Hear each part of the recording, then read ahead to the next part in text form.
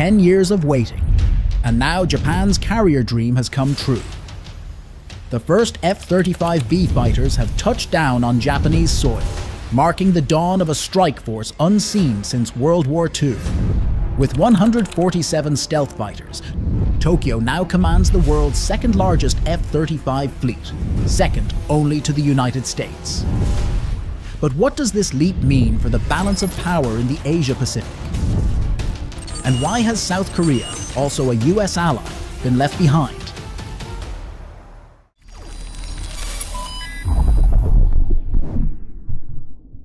When Japan officially deploys the F-35B fighter aboard the carrier Izumo, it is more than just a technical milestone. It is a strategic shift, one that could reshape the balance of power in the Western Pacific.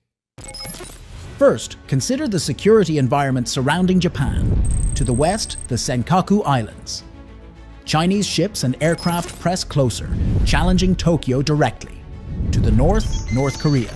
Missile launches, some flying over Japanese airspace, present an immediate threat at Japan's doorstep. In such circumstances, passive defense is no longer enough. To the south, the Taiwan Strait grows ever more tense. If conflict erupts there, Japan's ability to remain on the sidelines is far from certain. In this reality, a defense force confined strictly to national territory will not suffice. Japan must project power beyond its shores to secure the first island chain, stretching from Okinawa to Taiwan, a strategic shield vital to both Tokyo and Washington. Another factor to consider is the role of the US-Japan alliance. Washington has long urged Tokyo to share the security burden in the region. When US Marine Corps F-35Bs took off and landed on the Izumo, it was more than a technical trial. It was a strategic signal. Izumo can serve as a supplementary carrier for the US 7th Fleet. If American carriers must withdraw or disperse, Tokyo can step in, filling part of the power gap. But the decisive factor in this contest is China. Beijing is pushing forward with the Type 003 carrier, its largest and most advanced warship. Equipped with electromagnetic catapults, capable of launching dozens of J-35 stealth fighters. If Japan fails to accelerate, the naval balance may tilt rapidly in China's favor. Yet with only 2 light carriers, can Tokyo truly sustain equilibrium in an intensifying rivalry? Finally, there are legal and political restraints. Japan remains bound by its peace constitution. Tokyo still calls Izumo and Kaga multi-purpose destroyers to soften criticism from China and South Korea and to ease diplomatic pressure. But in reality, these ships mark a turning point. A first step toward long-range counterstrike capability, something Japan has not possessed since 1945. The official induction of the F-35B has become the final link in Japan's quest to build a true carrier strike capability within the Maritime Self-Defense Force. Now the Japanese Navy holds every piece of the puzzle, and the arrival of the F-35B completes it, making Japan the first Asian nation to field 5th-generation fighters from a sea-based combat platform. In its 2025 midterm defense plan, the Ministry of Defense made the declaration clear. The helicopter carrier Izumo, the first of her class, after 2 phases of modification, is fully capable of deploying F-35Bs. The upgrades are striking. Izumo and Kaga both underwent major deck modifications, a new non-skid, heat-resistant coating, able to withstand the F-35B's 752 degrees Fahrenheit. The 0.6-inch layer triples heat resistance compared to before. The island structure was shifted 3.9 feet aft. The old helicopter control tower removed. In its place, the AN/SPQ 9B X-band radar, pushing aerial detection range out to 108 nautical miles. Aircraft elevators were overhauled as well. The old 49 by 39 feet lifts designed for helicopters have been replaced with new hydraulic elevators, each rated at 66,000 pounds. Large enough to hold 2 folded-wing F-35Bs at once. Inside, the hangar was reconfigured. Weapon storage was realigned, expanding usable floor space to 17,200 square feet. enough to host 6 F-35Bs and 4 SH-60K anti-submarine helicopters simultaneously. According to refit data released by Japan Marine United, Izumo's standard displacement has risen from 21,500 short tons to 26,500 short tons. Her flight deck length remains 814 feet, but her operational deck area has expanded by 25%, now reaching 60,300 square feet. These numbers make one fact undeniable. Japan has laid the full foundation to transform the Izumo-class helicopter destroyer into a true aircraft carrier. The second ship of the class, Kaga, is expected to complete her final conversion phase by 2026. At that moment, Japan will field a two-carrier strike force, a decisive leap in maritime combat capability. Japan's Ministry of Defense makes the projection clear. Once both ships are upgraded, the Maritime Self-Defense Force will be able to sustain stealth fighter operations across two strategic directions simultaneously. At the core of this transformation is the F-35B, the only stealth fighter in the world capable of short takeoff and vertical landing. Combined with the Izumo-class, it will fundamentally reshape Japan's naval doctrine. Stealth is its greatest weapon. The F-35B's skin is coated in advanced radar-absorbent material, optimized to absorb X-band frequencies between 8 and 12 GHz. Together with its S-shaped air intake design, the jet's radar cross-section from the frontal aspect shrinks to just 1/500th of the FA-18F Super Hornet. Even more striking, the aircraft delivered to Japan are the advanced Block 4 variant. This version integrates the Norwegian-built JSM, a stealth anti-ship cruise missile, a capability far beyond that of the F-35s already flown by Japan's Air Self-Defense Force. The F-35B is engineered for the sea. Its airframe uses 35% composites, enhanced to resist salt corrosion. It is powered by the F-135 engine, working in tandem with a shaft-driven lift fan for SOVL operations. Unlike the F-35A, this is not simply a boosted engine, but a complete propulsion architecture, combining vertical lift with vectored thrust. These upgrades are not theoretical. They are what turn the F-35B into a true combat multiplier, a machine built to launch from Japan's new carriers and to project power across the vast Pacific. US test launches and recoveries aboard Izumo showed striking results. With a 25-knot deck wind, an F-35B needs just 344 feet of deck to take off, carrying 13,200 pounds. For vertical landings, the jet can weigh up to 50,000 pounds. That means an aircraft can return after a mission still carrying unused weapons. This tactical flexibility gives Japan, for the first time, the ability to deploy stealth strike forces anywhere along the first island chain. Washington had already factored this capability into its planning. In the US Navy's Operational Innovation in the Indo-Pacific 2025 report, the Izumo F-35B pairing is described as an Alliance Lightning carrier. The concept traces back to tests with USS America in 2016. During combined training in 2024 at Naval Base San Diego, Japan drilled carrier task organization and tactics. They practiced deploying 10 to 12 F-35Bs in modular mission packages. In the Air Dominance package, Izumo can launch 12 F-35Bs armed with 48 AMRAAM C-7 missiles. In a strike package, the ship can sortie 8 F-35Bs equipped with JSM anti-ship cruise missiles, supported by 4 MV-22Bs Ospreys for logistics. In an anti-submarine package, the mix can be 6 F-35Bs and 8 SH-60K ASW helicopters. Beyond the Alliance Lightning Carrier label, this is a clear example of distributed maritime operations. At RIMPAC 2024, Izumo and the carrier USS Abraham Lincoln linked tactical data networks.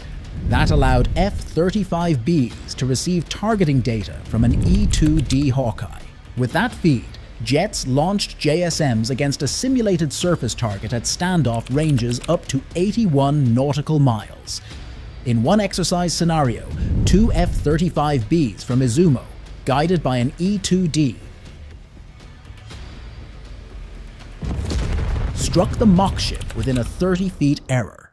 The drill underscored seamless interoperability between a US carrier and Japan's Lightning carrier. Japan's Ministry of Defense assessment confirms, even operating alone, a single Izumo-class carrier can sustain around 24 F-35B sorties per day. That means, in just the first 72 hours of conflict in the Western Pacific, the Izumo strike group could launch 144 precision-guided weapons, a capability Japan never had before. A US Navy evaluation went further. An Izumo with 10 F-35Bs delivers air control equivalent to 4 Akizuki-class destroyers. In ground attack, its firepower surpasses the vertical launch systems of a Kongo-class destroyer. So how will the Izumo carrier strike group be structured? Japan's Maritime Self-Defense Force outlines a 1+2+2+1 formation. 1 Izumo carrying 12 F-35Bs, 2 Maya-class Aegis destroyers, 2 multi-mission Akizuki-class destroyers, and 1 Soryu-class AIP submarine as the spearhead. This formation can simultaneously counter 24 hostile aircraft, 12 incoming anti-ship missiles, and 8 submarine targets, all within a 500-kilometer battle space. Enough to ease the burden on America's 7th Fleet. At its core stands the Maya-class destroyer with the OPS-50 radar. Operating in the L-band, it is believed capable of detecting stealth aircraft at ranges up to 320 kilometers. Armed with 32 SM-3 Block 2A interceptors, it forms the backbone of a layered fleet defense. The Akizuki-class destroyers cover close-range air defense and anti-submarine warfare, establishing a three-dimensional shield out to 200 kilometers. According to carrier sortie models, in favorable weather conditions, a single Izumo can sustain 12 hours of continuous air patrol per day. 2 F-35Bs operating 200 kilometers from the carrier, each sortie lasting about 2.5 hours. Combat simulations by Japan's Ministry of Defense confirm, when the Izumo strike group deploys east of the Ryukyu Islands, it can establish a 432 nautical mile air control zone. Within this sphere, the F-35B can conduct 2 waves of ground strikes, launching 48 JSM anti-ship missiles, or as many as 120 JDAM-32 precision-guided bombs. Limitations and challenges. The deployment of F-35Bs aboard Izumo and Kaga marks a milestone for Japan's Navy. But behind the spotlight lie hard limits. A light carrier can grab headlines and force adversaries to think twice. Yet sustaining power in a drawn-out campaign is an entirely different question. Magazine space, fuel storage, at-sea resupply, all far more restricted than the US or Chinese supercarriers. In a prolonged conflict, can Izumo and Kaga maintain sortie tempo as theory suggests? Or will combat power collapse after only a few waves of strikes? Another existential risk: survival under fire. Japan lies within range of China's and North Korea's ballistic and cruise missiles. With limited defenses, the Izumo-class would be priority targets in any war. A concentrated salvo of anti-ship missiles could cripple them within minutes, turning carriers into drifting hulks on the ocean. There is also the human factor, rarely highlighted. Getting the F-35B on deck is only half the battle. The other half is harder. Training pilots, deck crews, and technicians to operate seamlessly at sea. These are skills built only through years of experience, something Japan has not practiced since World War II. Tokyo's technological capacity is unquestioned, but the true question remains: how long will it take to turn paper capability into real combat power on the high seas? Still, the Izumo strike group has already reshaped the military balance, delivering strategic value to both Japan and the United States. Yet one question lingers. If Japan can do it, why not South Korea? With proven shipbuilding capacity, flat-deck warships over 20,000 tons, and access to the same F-35B, Seoul seemed destined for carriers of its own. But instead, its carrier program was cancelled. The answer lies in diverging paths. Over the past 15 years, Japan and South Korea followed very different courses. Between 2010 and 2025, Tokyo pursued steady, incremental upgrades, culminating in a breakthrough. Seoul, by contrast, shifted back and forth between ambitious visions and harsh realities. In 2013, Japan's Ministry of Defense approved funding for a second Izumo-class ship, Kaga. At that time, South Korea's No.2 amphibious assault ship had already been in service for 5 years, but it remained confined to its traditional amphibious role. By 2018, Tokyo revised its National Defense Program guidelines. The goal: expand into true multi-role capabilities. This opened the door to converting the Izumo-class into carriers. That same year, Seoul launched feasibility studies for the CVX carrier project. But the plan quickly stalled, crippled by costs and limited access to key F-35B technologies. In 2021, Japan signed a formal contract with Lockheed Martin for the F-35B. Meanwhile, South Korea was still debating what propulsion system CVX should use. The budget tells the story.